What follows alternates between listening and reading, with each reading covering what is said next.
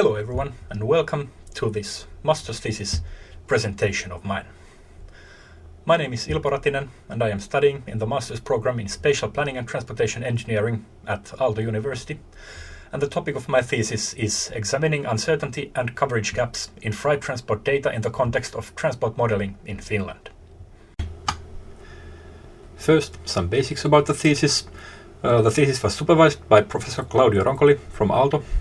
The thesis was done in collaboration with Ramboll Finland, with whom I was employed while working on the thesis, and Traficom, the Finnish transport and communications agency, who commissioned and funded the thesis. My advisor was Ari Sirkiä from Ramboll, and Mikko Niinikoski from Traficom side was also closely involved in the project, with a handful of other people at Traficom also having input, especially when shaping the thesis topic. So, the initial setting or the start point when starting to work on this thesis.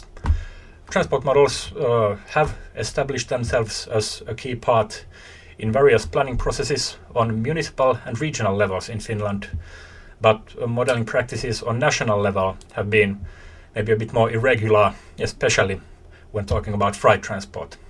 Passenger transport modeling has been a bit more advanced.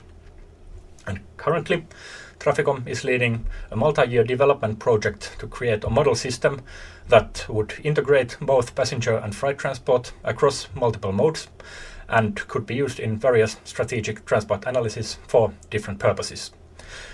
And in this system, the passenger and freight transport models are said to be for the most part separate from each other, but connected through, for example, being able to assign both of them to the same networks, and also using compatible base data in the estimation of both of them. And this development project, and especially the freight transport side, is where my thesis comes into play. So while the thesis won't discuss modeling itself in very much detail, the analysis that I have done is primarily meant to support this project.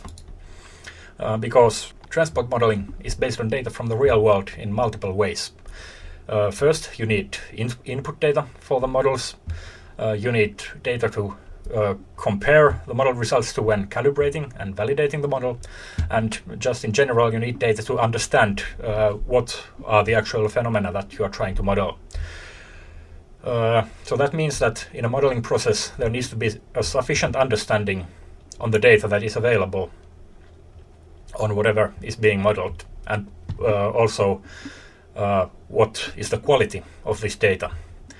However, until now, there hasn't really been a big picture of all the available data for freight transport modeling on a national level in Finland, and this is one of the main things that has motivated this thesis. So with that in mind, here are the three main goals that I have pursued in this thesis. The first one is to simply document all the existing data that could be useful for national freight transport modeling in one way or another, so that there would be a compilation of knowledge on how various statistics on freight transport and the production of goods, for example, is collected and how it can potentially be used in modeling processes. And second, the goal is to analyze this data first qualitatively to see what kind of real-world transport is actually covered by these various data sources, and then correspondingly what is left without any data that covers any part of the freight transport system. And then third, to expand on this qualitative assessment quantitatively, identifying the most significant sources of error that would limit the accuracy of transport models, and then also possibly suggest some actions to improve the situation. Like in more general terms, the goal is or has been to introduce more systematic approaches to discussing uncertainty, and especially data-related uncertainty in transport modeling practices in Finland than perhaps has traditionally been the case. So, after doing a literature review and a comparison of practices in Finland and Sweden, the main research that I did for this thesis can be divided into 4 parts, which are first, searching for and documenting existing data sources, as mentioned before, and identified 32 main sources and a couple more that provide some information in addition. And the second was creating a systematic way of defining the scope and resolution in which any given data source covers some section of the transport system. And this was done by identifying 18 different attributes that an event within the freight transport system can have, and then classifying all the data sources in terms of which of these they cover. And then the third part of the research process was analyzing the whole Finnish freight transport system in terms of aggregate performance indicators that were then divided into subsets based on what parts are covered by some data and what are not, using the analysis done previously. And here I used first the total tons of goods transported in Finland by any mode. Second, the vehicle kilometers traveled in road transport that are related to freight transport.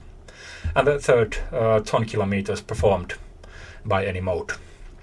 And for the first two, the data allowed using two alternative approaches. So in total, there were 5 approaches used to divide these national level aggregates into their constituents, for which it would then be possible to connect different data sources and thus analyze what is covered by data and what is not. So the compilation of various data sources and systematically analyzing them individually was what served as the basis for then trying to form the best possible big picture of the whole freight transport system in Finland in terms of these 3 aggregates and dividing them into subsets. And this I did in the form of a concept map, which is illustrated here. The example here shows part of how I would approach calculating total vehicle kilometers traveled by road freight vehicles within Finland in a given year. So as you can see from the illustration, it shows 2 alternative ways that could be used to calculate the total aggregate. On the right side is what I call the network approach, which takes as a starting point total distance traveled calculated from traffic counts on national highways, and then subtracts from that vehicle kilometers traveled by vehicles that are not connected to freight transport, and then adds to that all the vehicle kilometers traveled in freight transport on other parts of the transport network, like streets and private roads, from which there is not as good data available. And then on the left side is an alternative approach, which takes as a starting point the odometer data collected from each vehicle in inspections. And then because that contains vehicle kilometers traveled by Finnish vehicles everywhere, I would have to subtract the vehicle kilometers traveled abroad and outside roads from that, and then also add all the vehicle kilometers traveled by vehicles that drive in Finland and transport freight in Finland, but are not registered in Finland and thus are not reached by the data collection. And then it depends on the quality of the available data, which of these approaches is the most useful one. And then similarly for the transported tons, there were 2 calculation approaches identified, one of which was based on the origin of transported goods and the other on statistics on freight transport in different modes. So as you can see, this sort of mapping allows for easily identifying what kinds of transport there is and isn't reliable data on. Like the purple boxes in this graphic show some data sources that can be connected to each of the subsets. So we can see that, for example, the road statistics published by Statistics Finland cover the total vehicle kilometers traveled by Finnish freight vehicles, but then there is no good data on the vehicle kilometers traveled by foreign registered vehicles, which would then have to be estimated in another way. And then the quantitative analysis was conducted based on this division into subsets by estimating a size and uncertainty for each of those, and then calculating the aggregates based on those. But the problem with doing this was that there is very little information, even in the statistics themselves, on how accurate these numbers actually are. And for many of those subsets, there was no data to begin with for which to estimate errors. The way I tackled this problem was treating all of the subsets as random variables following some probability distribution, which then means that I would assume that the correct value describing the size of each subset has some probability of being at a given point where that distribution has non-zero probability. And then, as the distributions describing the most elementary subsets are summed together to form the total aggregates, the distribution that depicts the total approaches a normal distribution regardless of what distributions the underlying subsets have because of the central limit theorem, and this greatly simplifies calculation and interpretation. And as each of those aggregates are here calculated simply as the sums of the subsets, the expected value and the variance of the totals are simply the sums of the expected values and variances of the subsets.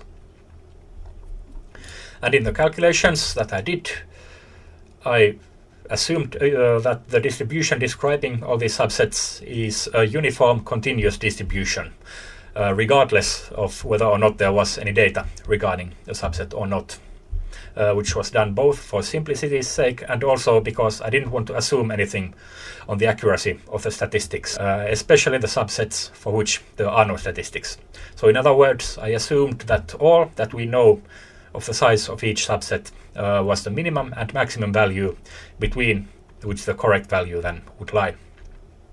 Some more peaked distributions like triangular distributions could probably also be used, but the reason I wanted to be very conservative with these assumptions is that exaggerated uncertainty can be narrowed down later with a little bit of effort, but then underestimated uncertainties can be very difficult to recognize later.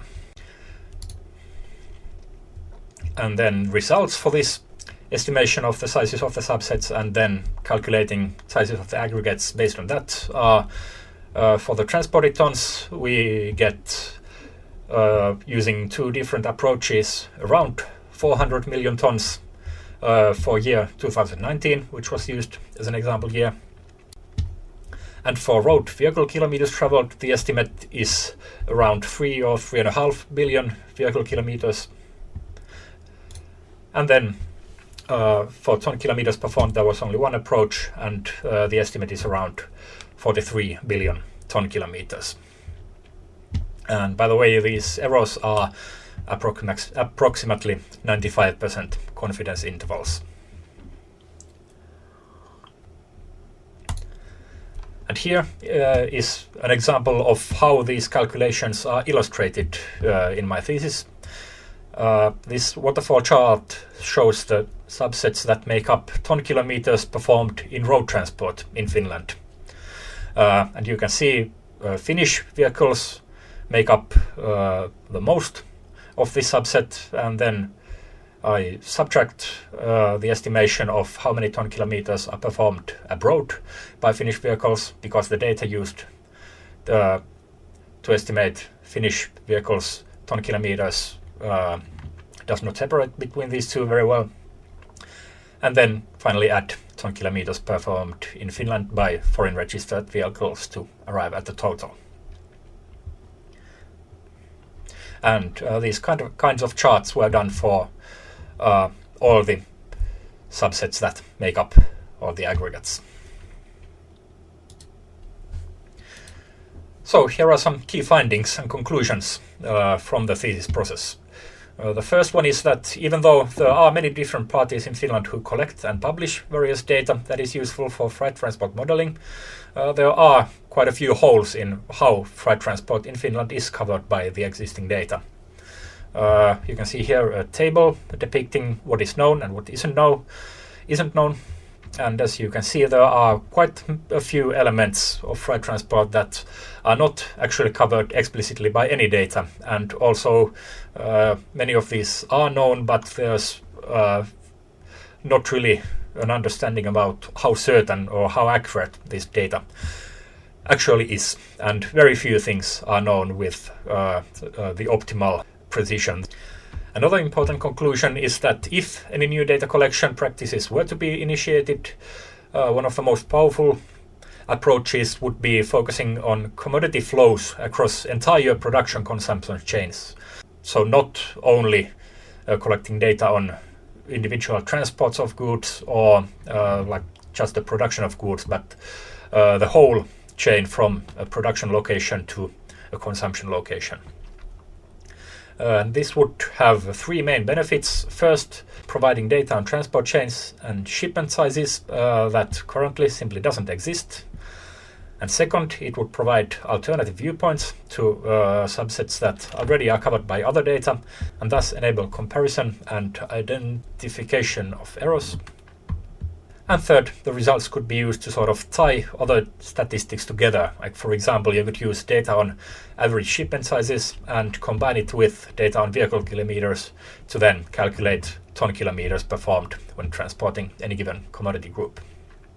And this could be done as a comprehensive commodity flow survey that covers all industry sectors and commodities, like is done, for example, in Sweden. Or it could also be more limited because quite a bit of data could be gained by only getting commodity flow data from, for example, mines or some specific industrial commodity groups with large production and transport volumes.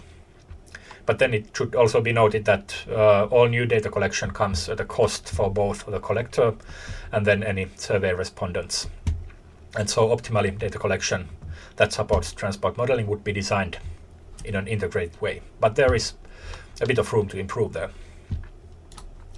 And last, the approaches made in the qualitative analysis can be applied quantitatively, even with more rigor than was possible in this thesis, which would then likely improve the estimates for the total aggregates or any other indicator that could be divided into subsets in a similar way. For example, if the elementary subsets could be described in terms of more suitable probability distributions, then the propagation of uncertainty could be calculated with some more complex numerical or analytical means, and then get a more precise and more easily interpreted result for the uncertainty.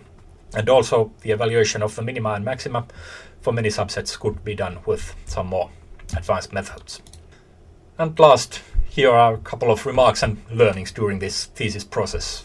The first is that freight transport demand is surprisingly heterogeneous, and this means that understanding freight transport demand requires understanding a whole lot of all the processes that go on under the surface. Like, for example, I wouldn't have expected to spend many days learning about how mining waste is stored, or what is the moisture content of transported timber, or what kind of regulation is involved in the international trade. But all of that and more ended up being very relevant for this thesis.